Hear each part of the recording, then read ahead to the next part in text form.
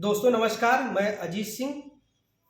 आज हम काशीनाथ में बैठे हैं और भाजपा के एक ऐसे सीनियर लीडर से हम आपकी मुलाकात कराएंगे जो समाजवादी पार्टी के एमएलसी स्वामी प्रसाद मौर्य के उस बयान का जवाब देंगे जिसमें उन्होंने कहा था कि ढोल गवार शूद्र पशु नारी यह है ताड़न के अधिकारी।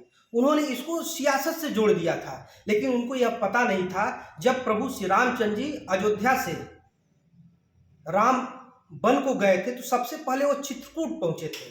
वहां पर वन देवी जब उनको देखी थी तो उन्होंने कहा था कि हे प्रभु, मैं आपका क्या स्वागत कर सकती हूँ। तब उन्होंने कहा था कि हे वन देवी, जिस रास्ते से मैं आया हूँ उस रास्ते के सिर्फ कांटों को हटा देना।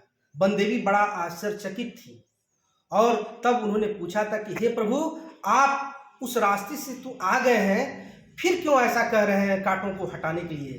तब प्रभु श्री रामचंद्र जी ने जो जवाब दिया था, उन्होंने कहा था कि इसी रास्ते से मेरा भाई भरत आएगा, अगर उसके पैरों में एक भी कांटे चुभ जाएंगे तब वह जो है बिलखने लगेगा, रोने लगेगा, कहेगा कि प्रभु मेरे भाई, मुझे इतना बड़ा कष्ट हुआ था। तो ऐसा कुछ चरित्र था हमारे प्रभु श्री रामचंद्र जी का। आज फिर एक बार यूपी की सियासत में, देश की सियासत में रामचरितमानस चर्चा में है। ढोल गवार शूद्र पशु नारी यह ताड़न के अधिकारी, इसको स्वामी प्रसाद मौर्य ने सीधे सीधे सियासत से जोड़ा था। कहा था कि रामचरितमानस जो लिखा था तुलसीदास ने वो बकवास है, इसमें बैकवर्ड पिछड़े दलितों का अपमान था, उनको ताड़ना देने की बात थी।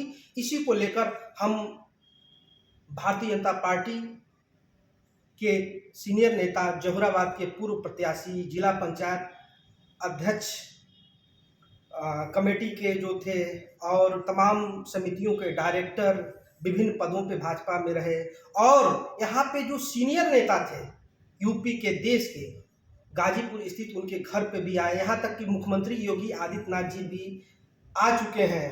तमाम नेताएं सीधे रुख कराएंगे। नरेंद्र सिंह जी का आपका बहुत बहुत स्वागत है, बहुत स्वागत है आपका। ये जो स्वामी प्रसाद मौर्य ने जो बयान दिया था कि ढोल गवार शूद्र पशु नारी यह है ताड़न के अधिकारी, आप इसको कैसे देखते हैं?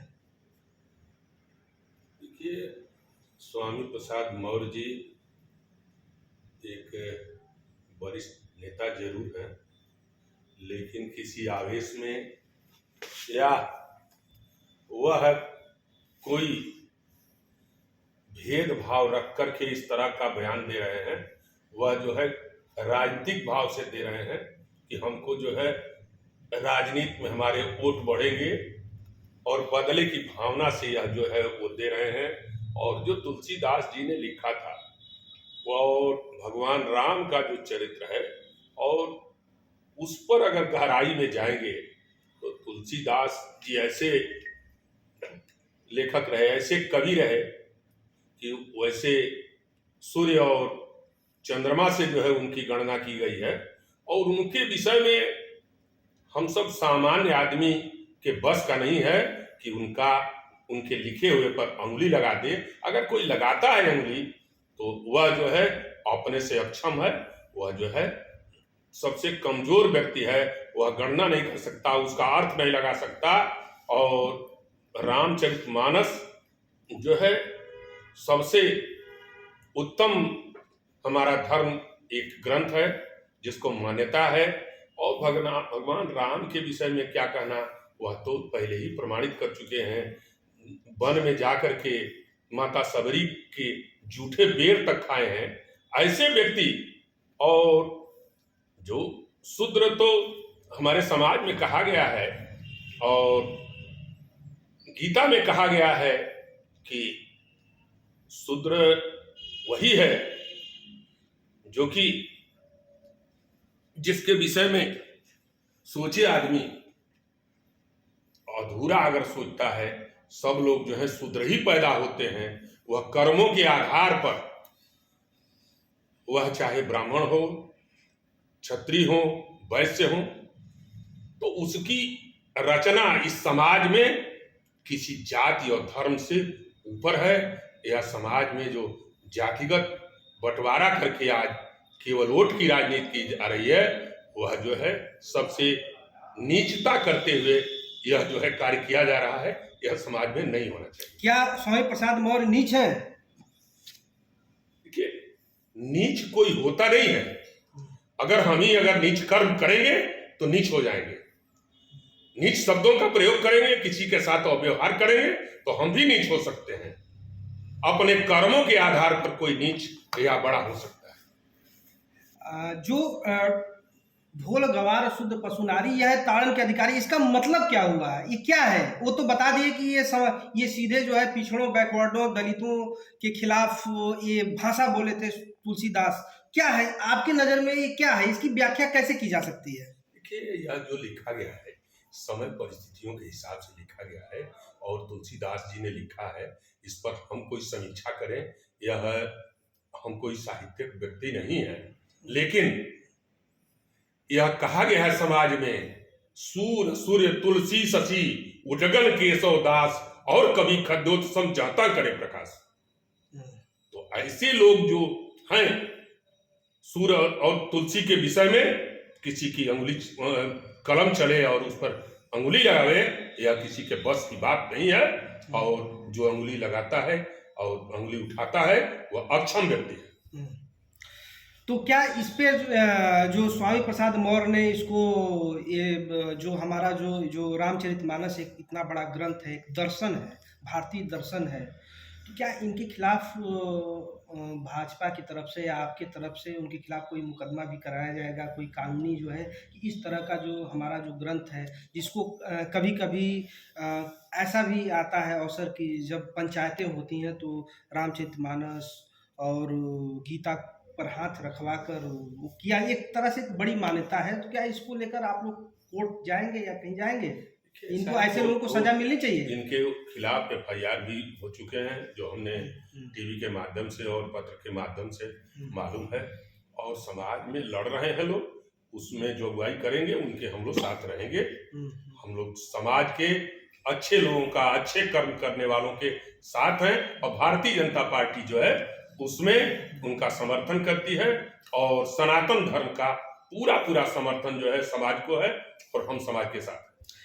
एक मध्य प्रदेश में छतरपुर एक जगह है, वहाँ के बाबा हैं धीरेन्द्र शास्त्री जी, जिनको बागेश्वर सरकार कहा जाता है। कांग्रेस कर रही कि जो कुछ बोल रहे हैं वो भाजपा के इशारे में बोल रहे हैं, सनातन सिर्फ एक बहाना है। और जो 9 राज्यों का जो चुनाव होने जा रहा है उसको देख के इस तरह की भाजपा राजनीति कर रही है, इस पे क्या कहना चाहेंगे? देखिए, वह धीरेन्द्र शास्त्री जी जो बोल रहे हैं, वह हम जो सनातन धर्म में जो पूजा करते हैं, पूजा पाठ करते हैं, भगवान राम की पूजा करते हैं, कृष्ण की पूजा करते हैं, हनुमान की पूजा करते हैं, माँ दुर्गा की पूजा करते हैं, शंकर जी की पूजा करते हैं।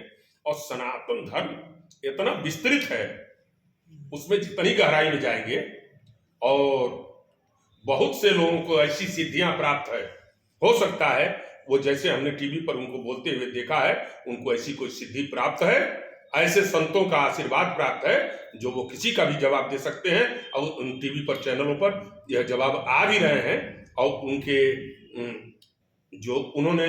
जो उनके मन में है उसको लिखते हुए हमने कलम से, और उसको पढ़ते हुए दिखाया है। और यहाँ तक दिखाया गया है कि वह व्यक्ति न उनसे कभी मिले हैं, न बताए हैं, न उनके विषय में कोई पूछा है। इस तरह का जवाब टीवी चैनलों से रोज देखने को मिल रहा है। तो वैसे व्यक्ति को, जिसको कोई सिद्धि प्राप्त है, भगवान का आशीर्वाद प्राप्त है, किसी संत का आशीर्वाद प्राप्त है, उसके विषय में हम जो है कुछ नहीं कर सकते, उनका समर्थन करते हैं, और ऐसे लोगों को हम पूज्य मानते हैं। एक अंतिम सवाल है, पिछले दिनों आपकी पार्टी के राष्ट्रीय अध्यक्ष JP नड्डा और उत्तर प्रदेश के मुख्यमंत्री योगी जी आए थे, लोकसभा प्रवास का कार्यक्रम था। तो ऐसी विरोधियों ने बात कही थी कि भीड़ जो थी वह, उसमें कर्मचारी ज़्यादा थे, भाजपा की वो भीड़ नहीं थी। इस पे क्या कहेंगे? देखिए, इस तरह का कोई कहे कि हमारे राष्ट्रीय अध्यक्ष आवे और हमारे प्रदेश के मुख्यमंत्री आवे, भीड़ जो है जुटाई गई थी, या कहे कि उसमें सरकारी कर्मचारी हैं, अरे हम किन्हीं कारणों से जो है यहाँ विधानसभा हम लोकसभा हारे हैं, हम चुनाव नहीं हारे हैं। और पीछे से और जिलों में जिस तरह से हम जीते हैं, जिस तरह पूरे प्रदेश में समर्थन हमारे भारतीय जनता पार्टी को प्राप्त है, इसीलिए प्रदेश और केंद्र में दोनों जगह सरकार है। और हमारे इस प्रदेश के मुख्यमंत्री का जिस तरह से समर्थन पूरे समाज को है, चाहे पूंजीपतियों का है, यहाँ औद्योगिक घरानों का है, आज जो है उत्तर प्रदेश माननीय मोदी जी के आशीर्वाद से और योगी जी के कर्मों के आधार पर यूपी जो है, पूरे उत्तर प्रदेश जो है वह जो है देश में आगे बढ़ेगा और उसमें भारत को ऊंचाई मिलेगी। एक छोटा सा और सवाल है कि क्या 2024 आप लोग गाजीपुर जीतेंगे? और ऐसा कहा जाता था कि योगी जी के और मनोज जी जो वहाँ एलजी हैं जम्मू कश्मीर के, उनके संबंध अच्छे नहीं हैं, लेकिन इस बार की जो रैली में मनोज जी के विकास की उन्होंने चर्चा की थी। इसको आप कैसे देखते हैं? क्या 24 जीतेंगे, मनोज जी आएंगे, ये सारी चीज़ें? देखिए, ऐसा है, यह कहना गलत है कि योगी आदित्यनाथ जी के और मनोज सिन्हा के संबंध खराब थे। और दोनों हमारे गणमान्य ऊंचाई के नेता हैं, वो प्रदेश के हमारे मुख्यमंत्री हैं और वह जो है कश्मीर के उपराज्यपाल हैं। और ये हमारे दोनों धरोहर हैं और पूरे देश की धरोहर हैं और समाज को कहीं भी ऊंचाई पर ले जा सकते हैं। ये गाजीपुर की सीट तो उनके लिए नहीं के बराबर है, नहीं जीत करके भी उतनी ऊंचाई पर जो पहुंच सकता है, गाजीपुर की हम जीत करके हारे हुए हैं। इतना ही कहना है, आगे हम जरूर जीतेंगे और भगवान का आशीर्वाद रहा तो हम उत्तर प्रदेश की 80 में से 80 सीटें जीतेंगे। बहुत धन्यवाद आपका।